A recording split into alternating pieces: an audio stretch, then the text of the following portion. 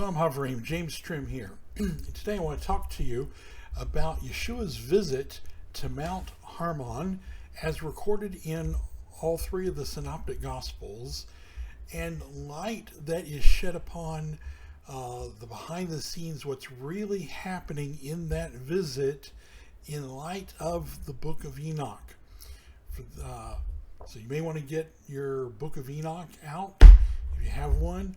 I'm sure you can also find it online, and we'll go over this visit that takes place in Matthew, Mark, and Luke in just a minute. But before we get going, I need to ask everybody to please donate to support these videos and the work that we're doing on things like the Scripture Restoration Project and uncovering the Hebrew and Aramaic origins of the books of the so-called New Testament. And you can do that by clicking on the donate link in the video description, or by sending donations by PayPal to donations@wnae.org. For those that don't know, my wife is chronically ill. She suffers chronic pain. She's disabled, and I am her at-home caretaker. So you will be helping us out with the challenges of that, the financial challenges of that as well. All right. I also want to ask everybody to like our video, click the notification bell. Well, first subscribe to the video and subscribe to the channel, and then click the notification bell so you get notified when new videos come out. And also let us know what you think in the comments, and participate in the discussions in the comments section. And don't forget to share this video with your friends on social media, via email, in private messages, etc. Okay, the material we're talking about is Yeshua's visit to the district of Caesarea Philippi in Matthew chapter 16, verse 13 through chapter 17, verse 21, Mark chapter 8, verses 27 through 29, and Luke chapter 9, verses 18 through 43. You want to write that down or be ready to flip through some of these. The visit had a very special significance, which has frankly been unknown to generations. I've never seen it in any commentary. It only came to my realization by studying the passages and having a ready knowledge of the Book of Enoch. So Caesarea Philippi, for those, it's important to understand the geography of the region. It unlocks some very important information. So Caesarea Philippi is a city that was located at the base of Mount Hermon. It's the area that's today known as the Golan Heights. There's a very important reason Yeshua came to this specific location, and that reason sheds light on what's happening in these accounts of Yeshua's visit in the Synoptic Gospels. So Mount Hermon was the location where the fallen angels bound themselves by an oath in the Book of Enoch. In the Book of Enoch, chapter 6, this is First Enoch, chapter 6. There's two books of Enoch. There's three, really. First Enoch is the most important one. Then there's a second Enoch. And then third Enoch is a book that's really misnamed. It's not really anything like the First Enoch or Second Enoch. Third Enoch is not a book by Enoch, or even alleged to be by Enoch. It's a book by Ishmael the high priest, giving his heavenly encounter with the angel of Enoch in heaven. Okay, so looking at First Enoch chapter 6, verses 1 through 6, we read, And it came to pass, when the children of men had multiplied, that in those days there were born unto them beautiful and comely daughters. And the angels, the children of heaven, saw and lusted after them, and said to one another, Come, let us choose us wives from among the children of men, and beget us children. Those are the first two verses. This is the event that's given, or also an account of this event is given in Genesis chapter 6. But we get much more detailed in the Book of Enoch. Starting in verse 3, it says, And Shemi-Huzah, who was their leader, said to them, I fear you will not indeed agree to do this deed, and I alone shall have to pay the penalty of a great sin. And they all answered him and said, Let us all swear an oath, all bind ourselves by imprecations, not to abandon this plan, but to do this thing. And they all swore together and bound themselves by imprecations upon it. And they were in all 200 who descended in the days of Jared on the summit of Mount Hermon, and they called it Mount Hermon because they had sworn and bound themselves by imprecations upon it. So Yeshua is intentionally taking his Talmudim to the base of this very mountain where this took place. This is no accident, the location correspondence here. So in Matthew chapter 16, verses 13 through 16, we read, And Yeshua came to the coasts of Caesarea Philippi, and he asked one and all of his Talmudim, saying, Who do the sons of men say that the Son of Man is? And they said, some, that is Yochanan the Immerser, and some say that he is Yochanan the Immerser, and some Eliyahu, and others Jeremiah, or another of the prophets. And Yeshua said to them, And you, who say you that I am? And they answered then answered Shimon Kepha, saying, You are Messiah, the Son of the living Elohim.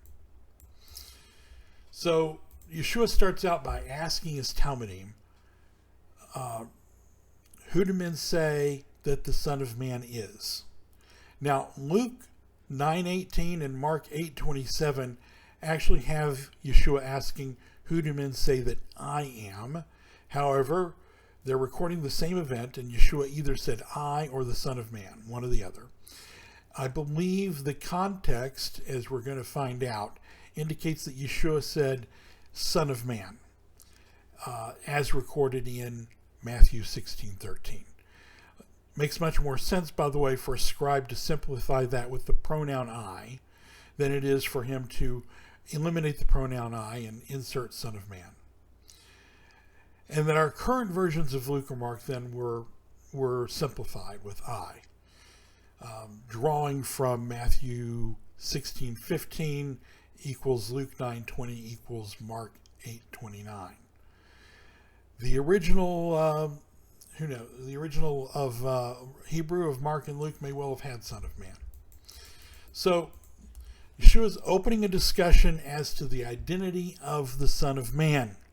This is very important because in this book here, the Book of Enoch, one of the sections of the Book of Enoch is the Book of Parables. And the Book of Parables is all about a figure simply called the Son of Man. Okay, he's mentioned in Daniel 7:13 one time, but he's all through the Book of Parables in the Book of Enoch. So central to understanding the Book of Enoch and the Book of Parables is understanding who this Son of Man is. And I'll do another video on that, I think, in the near future. So going back to Matthew chapter 16, verses 17 through 19, Yeshua said to him, Happy are you, Simon ben Jonah, for this was not revealed to you by flesh and blood. When it was revealed to you by my Father which is in heaven. And I tell you that you are Kepha, and upon this rock I will build my assembly. Now, we've done another video on this in the past. The assembly that he's speaking of in context is the Beit Din, the Nazarene Sanhedrin. The gates of Takti will not prevail against you. Now, what is this word Takti? We're going to talk about it here in a minute. And it came, and to you will I give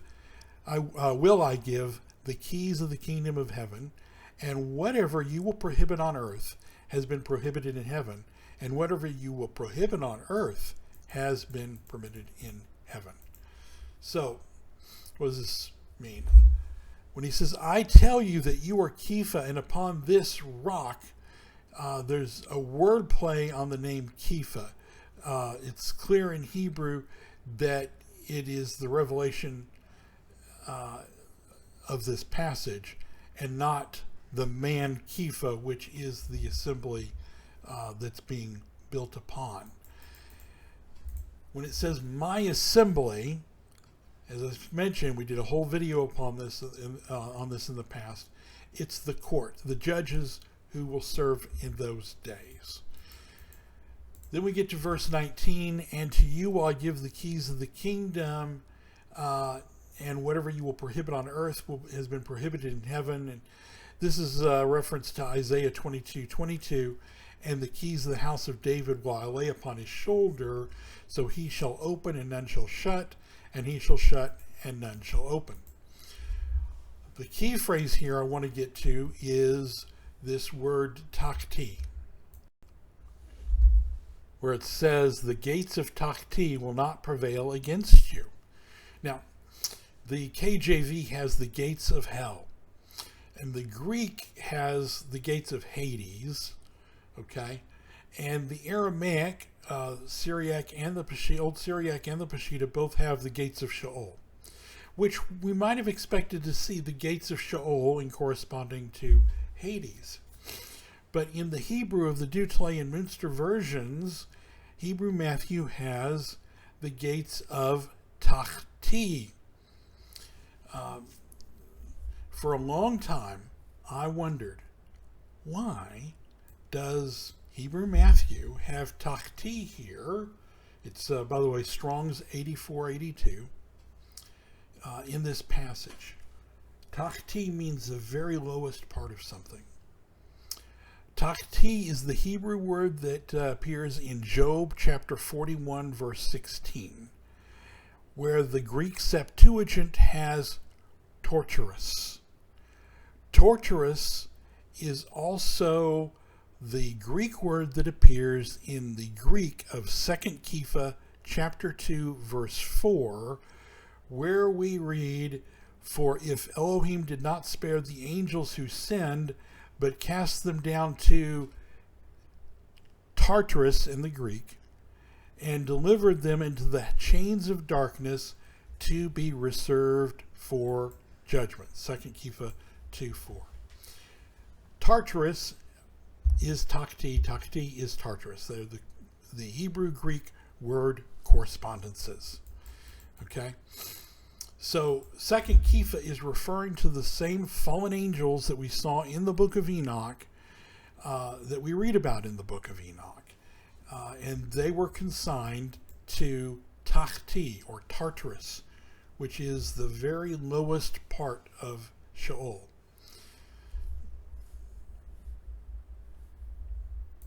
So when Yeshua refers to the gates of Takti here, he is referring to the fallen angels. He's at the very base of Mount Hermon, declaring that the gates of Takti will not overcome his restoration of the Nazarene Sanhedrin authority. That the fallen angels won't defeat him, basically. Okay. Okay. Following this, Yeshua speaks about his suffering, death, and resurrection in Matthew 16:21 through 23, or Mark 8:31 through 33, or Luke 9:21 through 22. 3 corresponding passages in the Synoptics. Then he talks about bearing our own suffering in Matthew 16:24 through 28, Mark 8:34 through 9:1, and Luke 9:23 through 27. Then we come to the event of the Mount of Transfiguration. In Matthew chapter 17, verses 1 through 13, Mark 9:2 through 13, and Luke 9:28 through 36. Matthew and Mark say that Yeshua, Kepha, Yaakov, and Yochanan went up, quote, on a high mountain, close quote, in Matthew 17:1 and Mark 9:2. Luke says the mountain in Luke 9:28. This mountain would certainly have been Mount Hermon. As I said, Caesarea Philippi is at the base of this mountain, which is why Luke simply says the mountain. In other words, the mountain that was right there. The identity of the mountain is obvious to anyone familiar with the geography involved of the place where they were. So Yeshua is now on Mount Hermon itself with only 3 of his Talmudim, 3 very special ones. Kepha, Yaakov, and Yochanan, Peter, James, and John. This is the very spot where the fallen angels had entered into their covenant of rebellion, meeting, and Yeshua is here in this same location, meeting with the transfigured Moshe and Eliyahu, Moses and Elijah. Then Yeshua comes down from the mountain and casts a demon out of a young boy, curing him of epileptic attacks. In Matthew chapter 17, verses 14 through 21, Mark chapter 9, verses 14 through 29, and Luke chapter 9, verses 37 through 43a. Now, according to the Book of Enoch, the fallen angels impregnated human women with offspring known as giants. 1 Enoch chapter 7, verses 1 through 2, and all the others together with them took unto themselves wives from all, and each of those for himself, and they began to go in unto them and to defile themselves, and with them they taught, defiling themselves with them, and they taught them sorcery, and spellbinding, and cutting of roots, and made them acquainted with plants. And they became pregnant, and they bore great giants, whose heights was 3,000 cubits, and they were not born upon the earth. There were not born upon the earth children of their strength. And then at the flood, the giants become evil spirits on the earth, as we read in 1 Enoch chapter 15, verses 8 through 12. And now the giants who were produced from the spirits and flesh shall be called evil spirits upon the earth, and on the earth shall be their dwelling. Evil spirits have proceeded from their bodies, because they are born from men, and from the set-apart watchers is their beginning and primal origin. And they shall be evil spirits on the earth, and evil spirits shall they be called. As for the spirits in heaven shall be their dwelling. But as for the spirits of the earth, which were born upon the earth shall be their dwelling. And the spirits of the giants afflict, oppress, destroy, attack, do battle, and work destruction on the earth, and cause trouble. They take no food, but nevertheless hunger and thirst, and cause offenses. And these spirits shall rise up against the children of men, and against women, because they have proceeded from them. Again, that's 1 Enoch chapter 15, verses 8 through 12. So Yeshua comes down from Mount Hermon to demonstrate his power and his authority over these evil spirits. In light of the Book of Enoch, we can see that these passages take on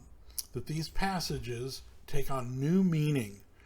Yeshua's visit to Caesarea Philippi was intended to direct a challenge to the fallen angels and their evil spirit offspring. The Book of Enoch elaborates on the oath that the fallen angels took at Mount Hermon. This is what it says. 1 Enoch chapter chapter 69, verses 13 through 15.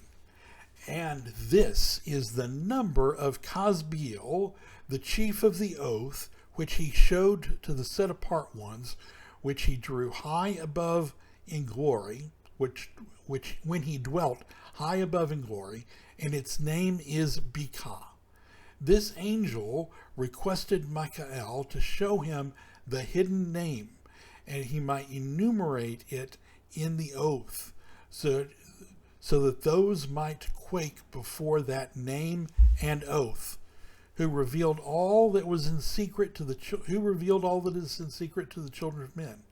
And this is the power of this oath, for it is powerful and strong, and he placed this oath, Akai, in the hand of Michael, or Michael. Again, 1 Enoch 69, verses 13 through 15. Unfortunately, this is a portion of the Book of Enoch, chapter 69, that has survived only in Ethiopic. However, the underlying Hebrew for Bekah is probably Be Yud Kuf He, and the underlying Hebrew for Akai is probably Aleph Kaf Ayin. The oath was enunciated with the hidden name, which corresponds to a number, and revealed to us in the Book of Enoch only in the hidden form of these words Bekah and Akai. Enoch goes on to tell us that the power of this oath is the very power which created and upholds the universe itself. The very laws of nature, the laws of nature's creator, are the very power that upholds this oath. We see this in 1 Enoch chapter 69, verses 16 through 24, where we read, "And these are the secrets of this oath, and they are strong through his oath.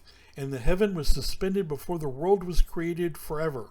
And through it the earth was founded upon the water, and from the secret recesses of the mountains come beautiful waters, from the creation of the world unto eternity. And through that oath the sea was created, and as its foundation he set for it the sand against the time of its anger, and it dare not pass beyond it from the creation of the world unto eternity. And through that oath are the depths made fast, and abide and stir not from their place from eternity to eternity. And through that oath the sun and moon complete their course, and deviate not from their ordinance from eternity to eternity. And through that oath the stars complete their course, and he calls them by their names, and they answer him from eternity to eternity. And in like manner the spirits of the water and the winds and of all the zephyrs and their paths from all the quarters of the winds. And there are preserved the voices of thunder and light of lightnings, and there are preserved the chambers of hail, and the chambers of the hoarfrost, and the chambers of the mist, and the chambers of the rain and the dew. And all these believe and give thanks before Yahweh Zavaot, and glorify him with all their power, and their food is in every act of thanksgiving. They thank and glorify and extol the name of Yahweh Zavaot forever and ever. 1 Enoch 69, 16 through 24.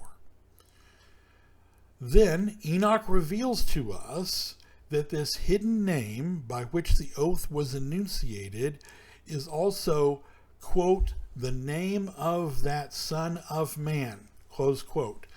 This is why Yeshua had opened his teaching at the base of Mount Hermon with the question he posed to his Talmudim as to the identity of the Son of Man.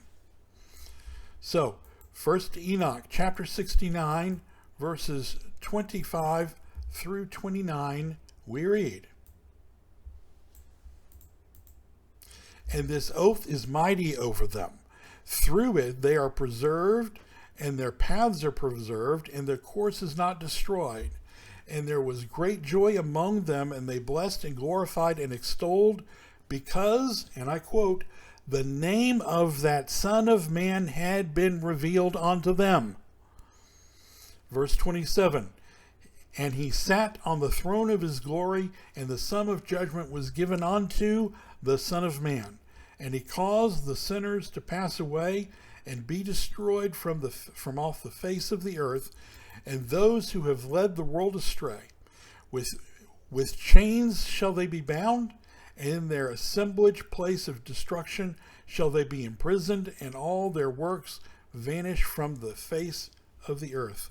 And from thenceforth there shall be nothing corruptible, for that Son of Man has appeared, and has seated himself on the throne of his glory, and all evil shall pass away before his face, and the word of that Son of Man shall go forth and be strong before Yahweh Zavaot.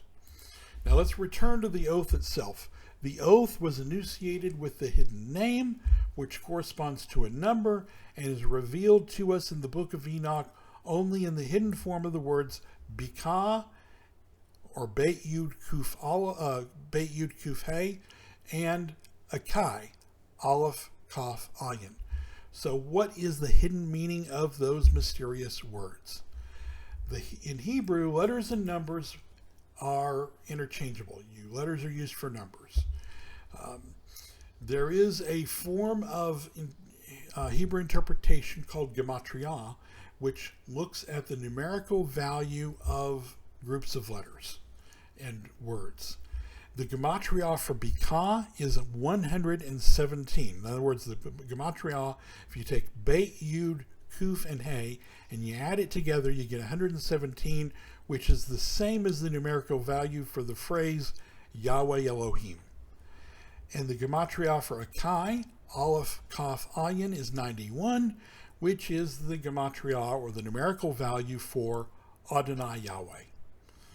So the hidden name which enunciated the oath was the name of Yahweh. And the Book of Enoch reveals to us that Yahweh is the name of the Son of Man, in which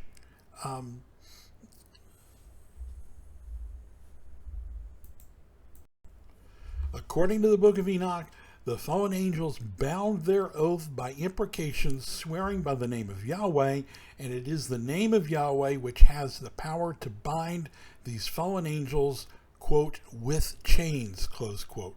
1 Enoch 69:28.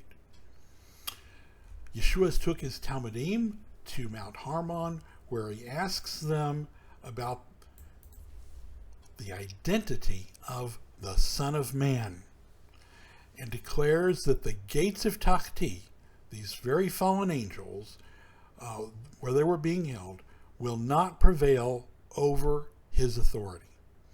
He then takes 3 of his Talmudim up onto Mount Hermon itself to meet with Moshe and Eliyahu. And then he comes down from Mount Hermon to demonstrate his power over the evil spirits, who are the seed of the fallen angels, by casting one out of a young man, freeing him and curing him from epilepsy.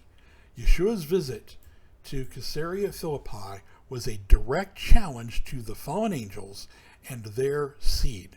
Yeshua was serving them notice that their days are numbered and that the Son of Man has power over them.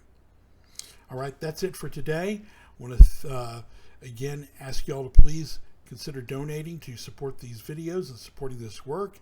You can do that by clicking on the donate video in the video description, or by sending donations by PayPal to donations@wnae.org. We especially need your donations today. Our rent is due in 2 days and we don't have it. So please donate to help us out. For those that don't know, my wife is chronically ill. She suffers chronic pain. She is disabled, and I am her at-home caretaker.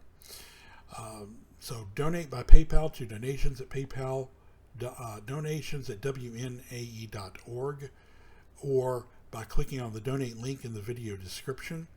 Don't forget to like our video, subscribe to the channel, click the notification bell. Let us know what you think in the comments and participate in the discussions in the comments, and share these videos with your friends on social media, in private messages, in email, etc. Until next time, everybody, shalom.